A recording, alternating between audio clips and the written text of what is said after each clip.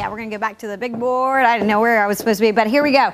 We've got some storms offshore down towards Charleston, South Carolina. That heaviest rain dodging us, keeping us south and east. But we've got plenty of rain on the way. And you can just see how expansive this system is. I mean, taking over the entire mid-Atlantic. And so certainly an active day as this low lifts to the northeast. And it's going to slide a cold front through our area with it by tonight. So we are not out of the woods quite yet, even though we haven't seen much rain here this morning.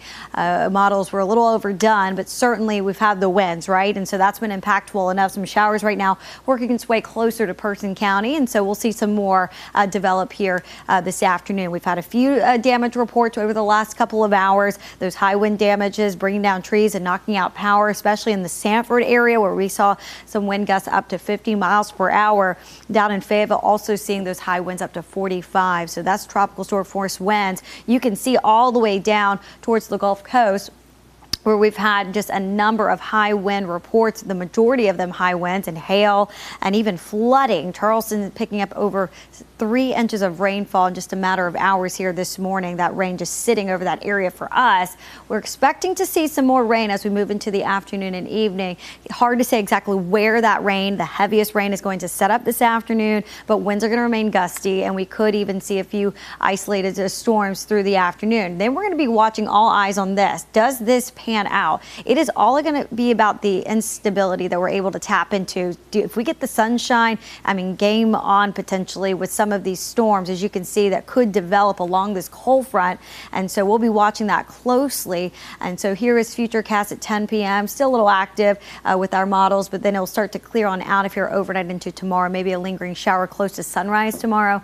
But then we'll be watching Friday. Some upper level energy will slide through, and that could squeeze out some more showers on the back end tomorrow evening. So not going to be a washout by any means on Friday, but still windy. Let's check a look at some of those wind gust reports. Still frequent gusts up to 30 miles per hour, 30 to 40 to 45. It's certainly possible as we get into the afternoon, as that front gets closer to us. You can see those winds still out of the south, just pulling in that warm, moist air. You can see the wind start to shift out of the west as behind that cold front once it passes through, but those winds remain elevated. So even windy into the day tomorrow. It really won't relax until we get into Saturday morning, early afternoon. Rainfall amounts generally about an inch of rainfall, maybe some lower amounts, half inch or so, of course, because we didn't see a whole lot of rain here this morning. But saw some peaks of sunshine in the Charlotte area. We'll be watching that closely. Still raining in Boone. You can see Greensboro looks just as cloudy as we are. Temps in the 60s, lower 70s. It's muggy out there. Looks like it's ready to rain at any point.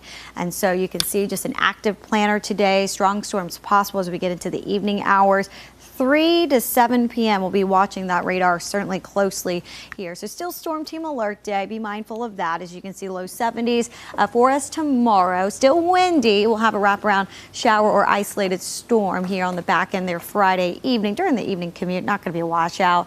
And then Saturday, low 70s. We're warming up into the low 80s, Liz. Look at that, close to 90 next Thursday. There's a chance we have a 90 down in the south for sure. Looking forward to the warmer weather. Laura, thank you.